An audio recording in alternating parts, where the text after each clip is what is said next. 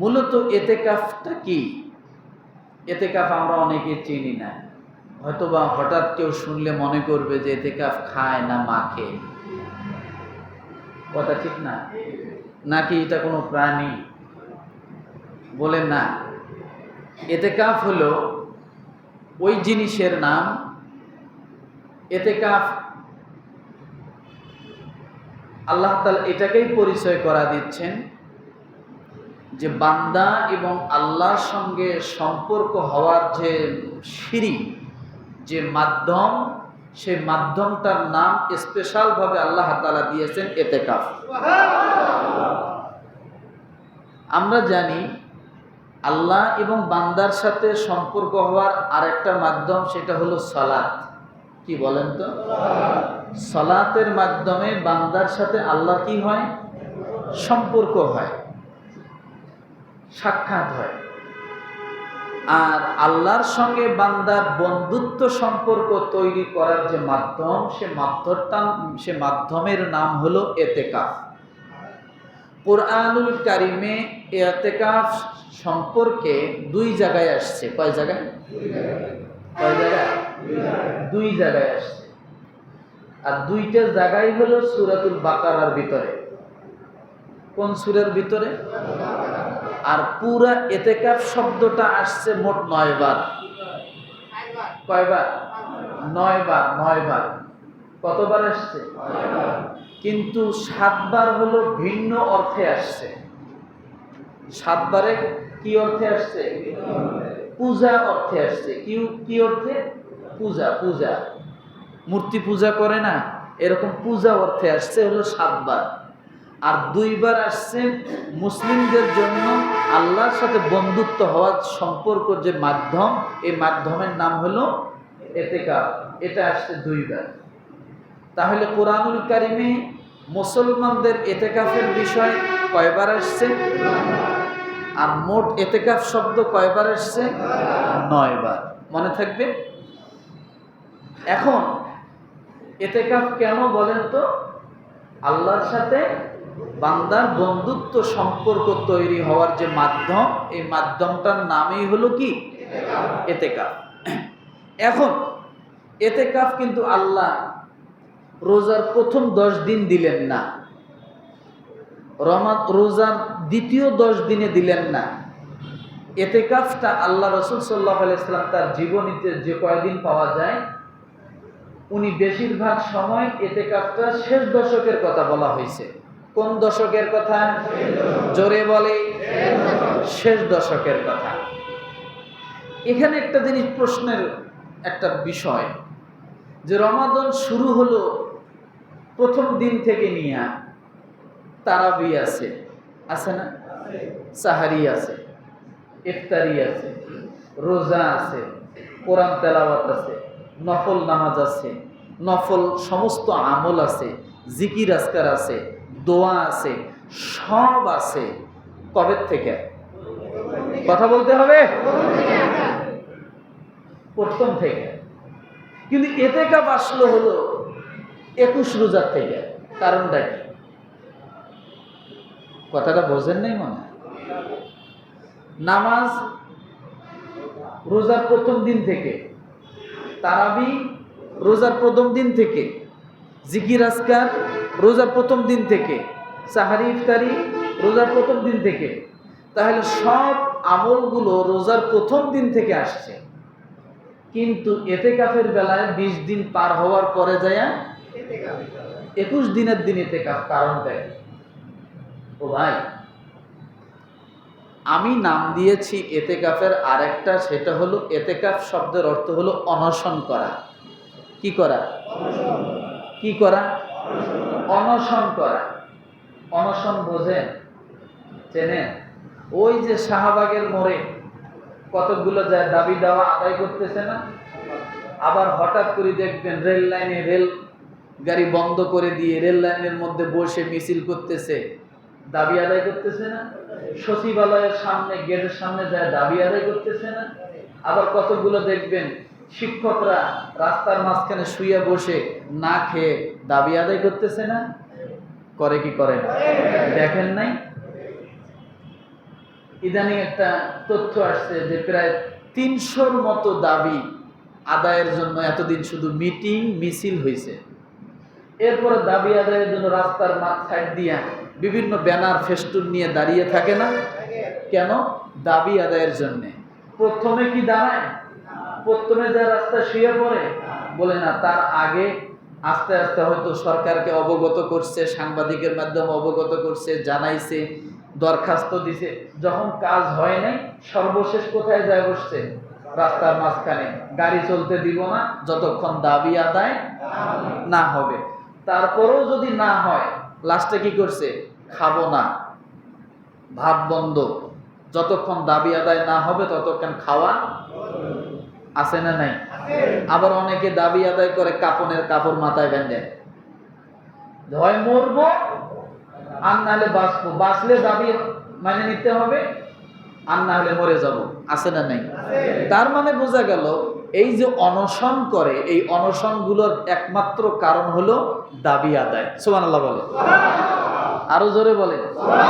এখন বলবেন হুজুর এখানে সুবহানাল্লাহ ঢুকাইলেন কে? দুইটার মাঝখানে নিয়ে আসলাম সুবহানাল্লাহ, এখন ঢুকবো। ইতিকাফটা হলো একটা অনশন। কি বলেন তো?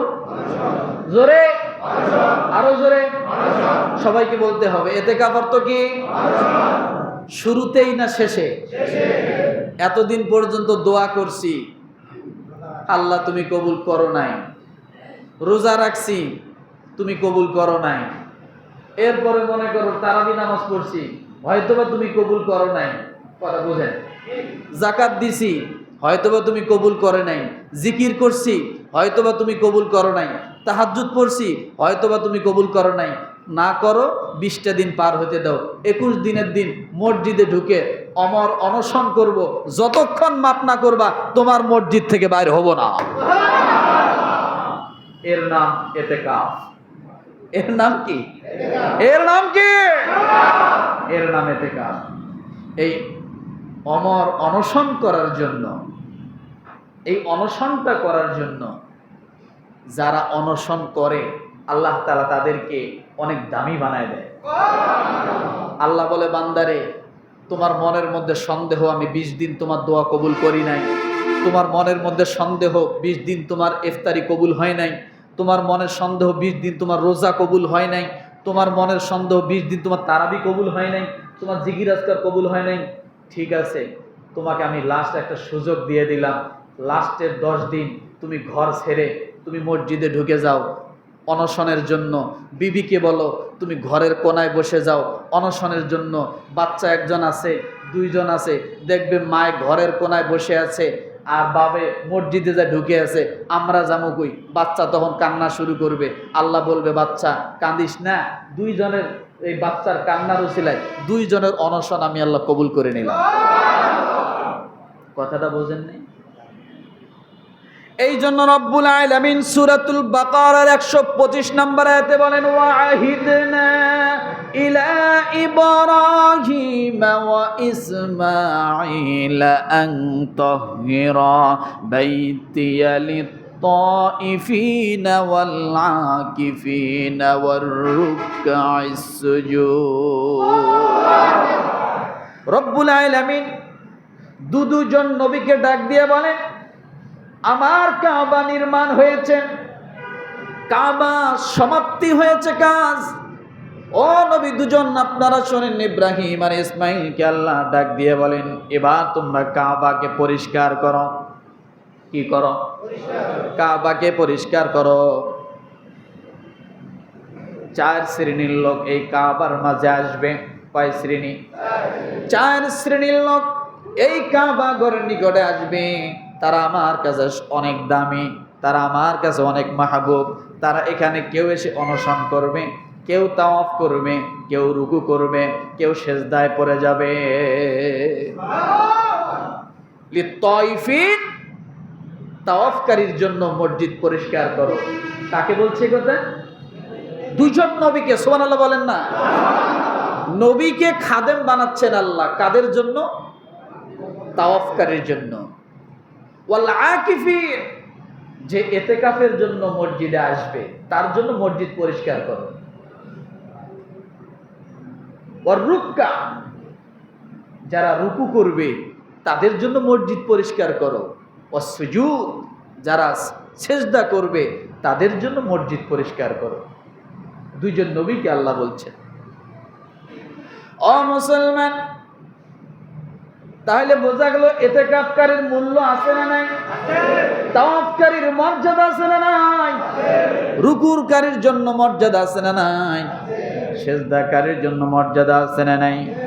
রব্বুল আলামিন ডাক দিয়ে বলেন, ও দুনিয়ার মানুষ, যে মানুষটা তাওয়াফকারী হবে, যে মানুষটা ইতিকাফকারী হবে আর ইতিকাফরত অবস্থায় বসবে, ইতিকাফরত অবস্থা মানে হলো অনশনের মধ্যে বান্দা বসে গেল, তার জীবনের গুনাহ মাফের জন্য, তার আত্মীয় স্বজনের গুনাহ মাফের জন্য, তার মহল্লার মানুষের গুনাহ মাফের জন্য সর্ববিষয় বান্দাটা ইতিকাফে বসে বসে আমি আল্লাহর দরবারে দোয়া করে, আমি আল্লাহ বান্দার হাত দুটো তুলতে দেরি, দোয়া করতে দেরি, আমি আল্লাহ কবুল করতে কখনো দেরি করি না। আমরা কিন্তু এই ইতিকাফ করতে চাই না। রাসূল সাল্লাল্লাহু আলাইহি ওয়াসাল্লাম রমাদানের প্রথম 10 দিন ইতিকাফ শুরু করলেন। 10 দিন শেষ হয়ে গেল, জিবরিল আলাইহিস সালাতু ওয়াস সালাম আসলেন। নবীজি বললেন যে আমি কি এই ইতিকাফে শবে কদর পাইছি? বলল না, আপনি এখনো শবে কদর পান নাই। কয় তা শবে কদর কোন দিকে? কয় মাঝখানে যান, আরো সামনে আগে। আবার দ্বিতীয় বছর রসুল মাঝখানের 10 দিন ইতিকাফ শুরু করলেন। মূলত ইতিকাফটা হলো শবে কদরকে তালাশের জন্য।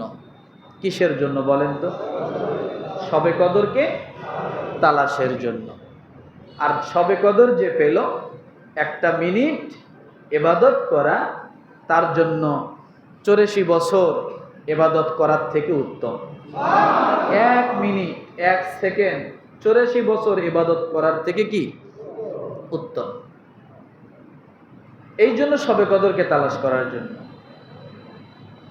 এরপরে দ্বিতীয় বছর যখন তিনি মাঝখানের 10 দিন ইতিকাফ শুরু করলেন, জিবরিল আমিন 20 রোজার দিন মনে করেন আসলেন। আসার পরে জিজ্ঞাসা করছে আমি কি শবে কদর পাইছি?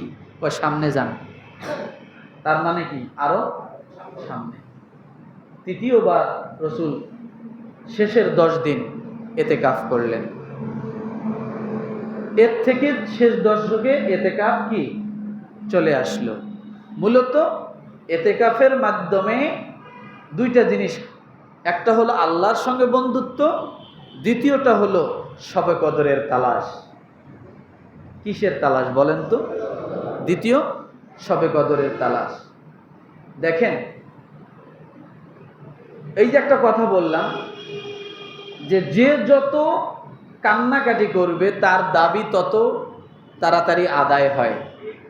কথা বোঝেন নাই? যে যত কান্নাকাটি করে তার দাবি কি? তার দাবি তত তাড়াতাড়ি আদায় হয়। এই যে ঈদ আসছে না, দেখবেন আপনার হয়তো 2টা ছেলে আছে, বোঝার জন্য বলছি, একটা হাও বলে না নাও বলে না, দিলেও সই না দিলেও সই, মায়ের মার্কেট করে দিলেও যা। কিন্তু আর একটা রোজা শুরু থেকে কিন্তু জ্ঞানী শুরু করছে। কথা ঠিক না? যে আমার এবার মার্কেট কিনে দিতে হবে, আমার প্যান্ট কিনে দিতে হবে, শার্ট কিনে দিতে হবে।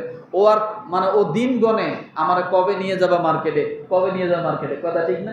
এই যে জ্ঞানী শুরু করছে, আপনাকে অফিস যেতে দিচ্ছে না, আপনি অফিস থেকে আসলে আপনাকে ঠিক মতো ইফতারি করতে দিতেছে না, আমাকে মার্কেট নিয়ে যাও না কেন? আপনি একসময় বাধ্য হয়ে বলবেন চল কিনে দিয়ে। কথা ঠিক না? আপনি কিনলেন না, আপনার বিবির জন্য কিনলেন না, বা ওই ছেলেটার জন্য কিনলেন না, কিন্তু কিনলেন কার জন্য? যে বেশি কান্নাকাটি করতেছে। আপনি কিন্তু তার জন্য না কিনে পারবেন না।